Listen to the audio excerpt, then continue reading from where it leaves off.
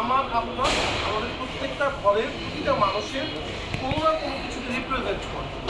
আজকে সমস্যা আমরা এই ধরনের চরিত্র বা এই ধরনের ক্যারেক্টারগুলি প্রায় দেখছি, ফেস করছি এবং এদেরকে নিয়েই আমরা চলছি। ময়না এরকম বাস্তবমুখী গল্প, যে গল্পটা আমার মনে হয় ভাই যেটা জানাতে চেয়েছেন যে আমাদের একটা অ্যাওয়ারনেস তৈরি করা দরকার প্রতিটা ঘরে ঘরে, এবং এই অ্যাওয়ারনেসটা আমার একটা দায়িত্ব যে মানুষ ময়নার যে চরিত্রটা যেই জিনিসটা উনি চেয়েছেন বোঝাতে, যে এইটা থেকে অনেক কিছু শিক্ষণীয় আছে এবং প্রতিটা ঘরেই প্রতিটা পরিবার পারিবারিক যে একটা শিক্ষা থাকে বা প্রতিটা পরিবারের প্রতিটা সদস্যদের প্রতি আমাদের দায়িত্ব কর্তব্য আছে, আমরা শিক্ষা দেবো।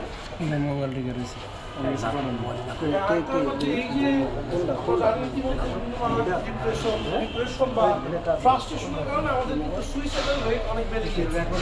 তো সেটাও একটা আমার আপনার দায়িত্ব যে আমার ঘরের বা আমার বন্ধু বা আমার প্রতিবেশী, আমার কলিগ যার এই প্রবণতাটা আছে সুইসাইড করার, এত বড় একটা ডিসিশন যে নিয়ে ফেলে, তাকে আটকানোর দায়িত্ব আমার আপনার প্রতিটা মানুষ।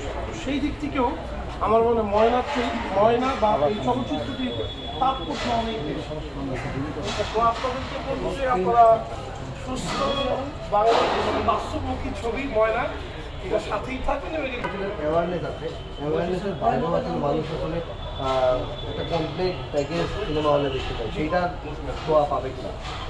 এই যে পোস্টারগুলো বা ফার্স্ট লুকে যে ওইখানে একটা ব্যানার বা এই যে পোস্টারটা, এটা কিন্তু স্টেটমেন্ট দিচ্ছে যে ময়না কতটা বিনোদন ধর্মীয় আছে, বিনোদনেরও যে একটা